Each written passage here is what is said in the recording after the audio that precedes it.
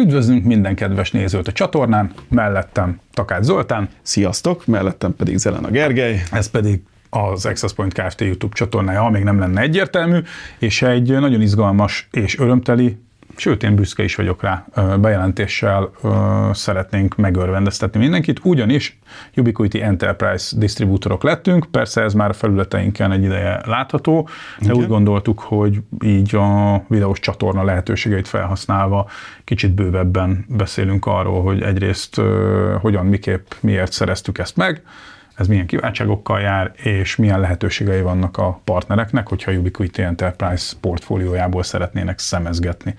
Először is ez a fajta disztribúciós sajátosság, ez csak néhány a disztribútornak a kiváltsága. Igen. Európában talán ketten vagyunk? Itt Közép-Kelet-Európában összesen ketten vagyunk.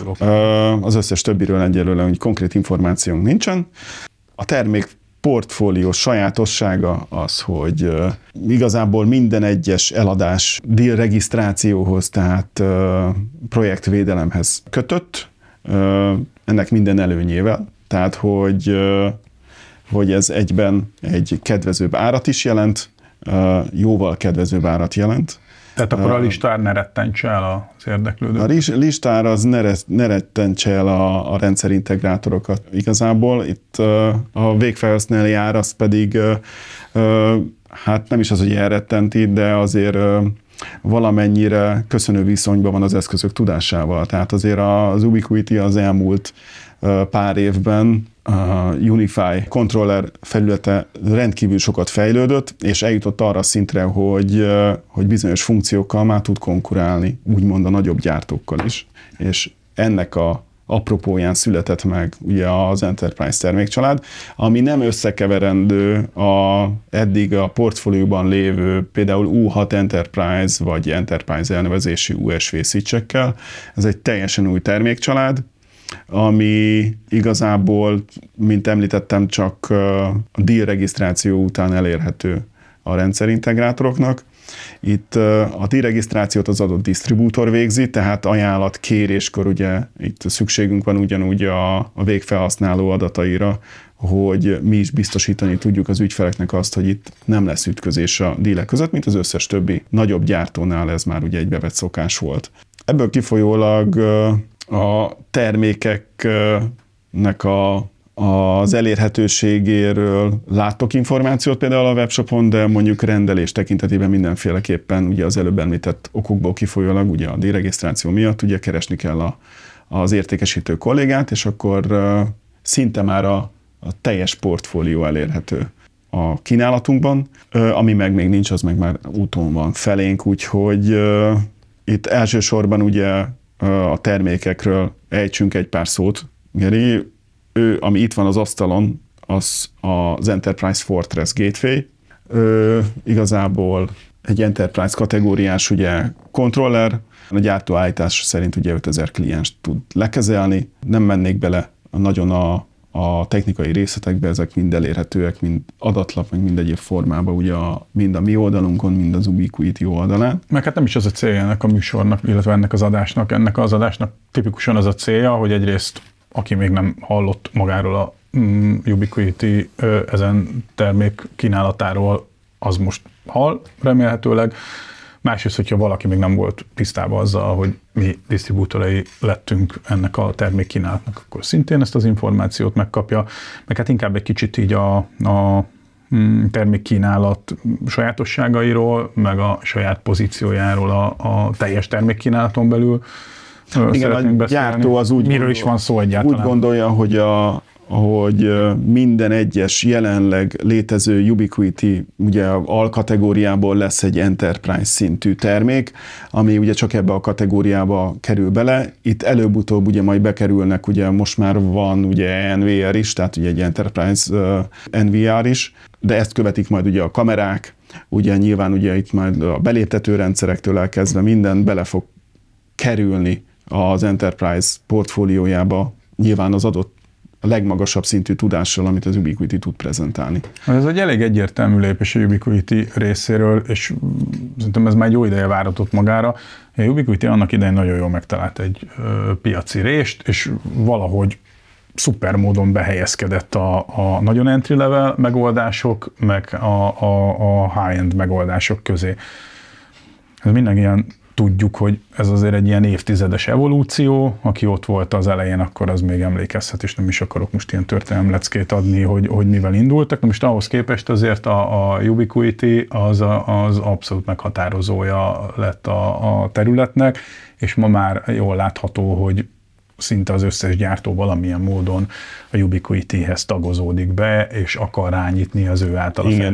kialakított piacra. Igen, a föntről ugyebár lefele, alulról meg szeretnék elérni mind ugye a controller szintjén ugye a tudást alulról, és mindig úgy néz ki, mintha minden egyes felület próbálna a Ubiquiti-nek a vezérlőfelületére hasonlítani. Az is egy vicces helyzet volt, amikor megint csak maradjunk ennél a 10 éves példánál, hát vagy nem említették, vagy lesajnálóan említették a Ubiquitit, szerintem most nincs olyan prezentáció, ilyen belső fórumokon, vagy hát amikor mi a gyártóinkat látogatjuk, hogy ő minket, ahol ne úgy kezdődne egy slide, hogy a Ubiquitihez képest. Igen, rendszeresen volt a konkurens gyártóktól, hogy annyira úgy gondolták, hogy nem kell ezzel foglalkozni, hogy még rendesen leírni se tudták, hanem ezek valós történetek. Na most ugye ehhez képest a Ubiquiti mit csinál? Most ő nyit fölfele, és egy teljesen új termékvonalat hoz létre, és hát gondolom, hogy a saját eddigi sikereire építve most akkor trónkövetelőként egy új szegmensből is megveti a lábát, és hát ez csak egy saját vélemény, de ha abból indulok ki, hogy mi történt itt az elmúlt egy évtizedben, akkor bizony könnyen lehet, hogy erre a vonatra úgy jön fel, hogy majd a pályaudvarra ő ér be először a végén. Igen, pontosan. Hát a gyártó által apostrofálva ugye a legfőbb címszavak azok itt a redundancia, nyilván ugye az enterprise szintű tudás mellett a komponenseknek a cserélhetősége, tehát egy switchnél tudunk cserélni a tápegységet, ventilátort külön modulokba, mindegyik hotfap-es, és a szokásos, tehát minden egyes olyan vagy eddig a úgymond sima Ubiquiti portfólióból átemelt pluszok, mint az Ether Lightning, a kis tácsos kijelző, az, hogy tulajdonképpen minden egy kicsit ilyen dizájnos, és azonnal ilyen szerethető formába van öntve. Hát meg valljuk be őszintén, nagyon-nagyon jól néznek ki a termék. Hogyne, hát attraktív. Ugye, tehát, hogy nekünk attól függetlenül, hogy ugye nyilván tudásba is most már ugye felnőttek, tehát nem csak az van, hogy veszünk egy olyan telefonoknál maradva egy olyan telefont, ami úgy néz ki, mint egy Apple, és akkor azt mondjuk, hogy egy Apple telefonunk van, hanem valójában tudás van. Megközelíti. De ha már itt tartunk, hogy a megjelenés, egyrészt a Ubiquiti a sikereit részben ennek is tudhatja, nyilvánvalóan egy csomó más komponense is van ennek, de hogy ő a kezdetektől fogva arra odafigyelt, hogy milyen a megjelenése, és ezzel egy egyértelmű nyerőkártyát húzott. Ez most sincsen máshogy, ezeknél a termékeknél azért mondtam, hogy fontos a kijelző, mert nyilvánvalóan nem feltétlenül funkcióját tekintve fontos, de amikor bekerül egy adatközpontba egy ilyen sasszé, és akkor ott a customer látja, hogy mindenféle szexi kis grafikák mennek azon a pici színes kijelzőn. Nem akkor csak rácsokat lát, meg kábeleket. Az egy ilyen key-selling point is tud lenni. Igen. A másik fele meg, hogy ugye kint voltunk a Mobile World Congressen idén Barcelonában az Olival, és végülis ott szentesült ez a megállapodás a Ubiquitivel, volt velük egy személyes meetingünk, és a meetinget megelőzően, meg azt követően is volt lehetőségünk a standokat valamennyire körbe látogatni. Hát a Ubiquiti-nek a standja brutálisan nézett ki, letisztult volt, de annyira attraktívan vannak tényleg dizájnolva a termékeik, hogy amikor azokat a nagy, magas regszekrényeket így négyet egymásnak a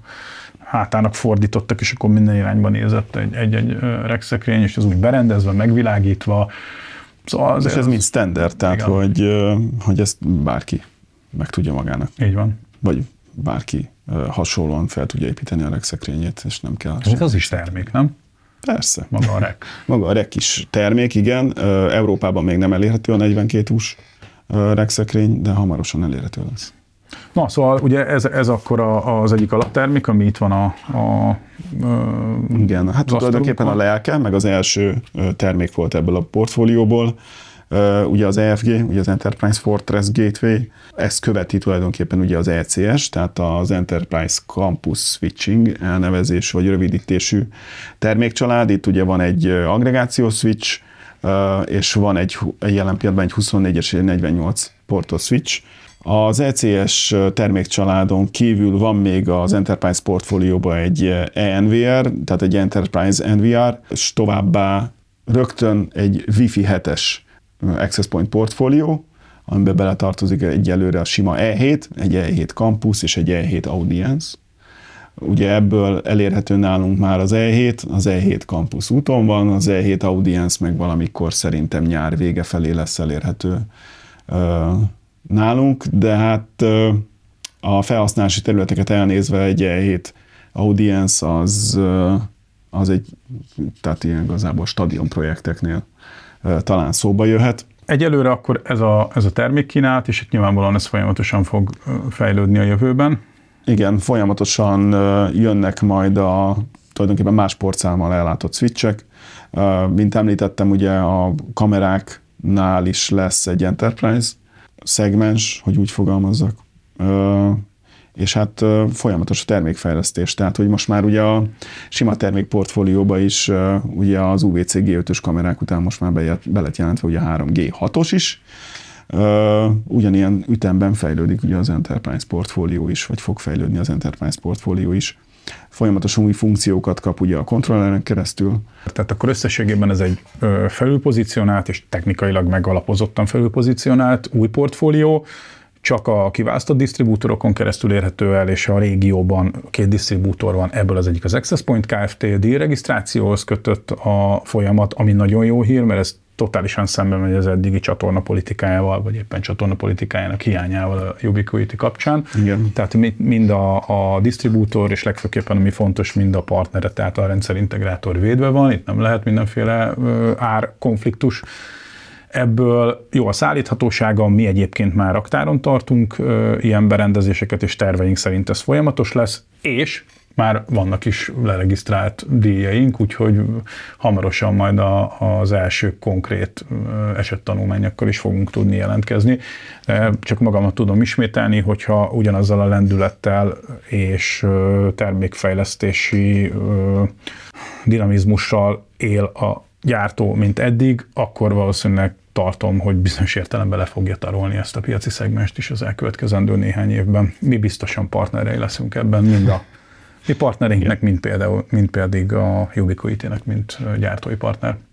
Ez így van. Köszönjük szépen a figyelmeteket, bármilyen kérdésetek van, akkor forduljatok hozzánk bizalommal, a kereskedők már fel vannak készítve erre a fajta kereskedelmi aktusra, úgyhogy mindössze csak annyit kell tennetek, hogy megszólítotok bennünket, és akkor utána fogjuk a kezeteket, és végigviszünk ezen a most még új, de egyébként későbbiekben meg tökre egyértelmű kereskedelmi folyamaton. Ez így van, és ugyanúgy keressétek az értékesítőket bátran, ami bármilyen technikai kérdésetek lenne a termékportfólióval kapcsolatban. Így van. Hamarosan új tartalommal jelentkezünk. Sziasztok! Sziasztok!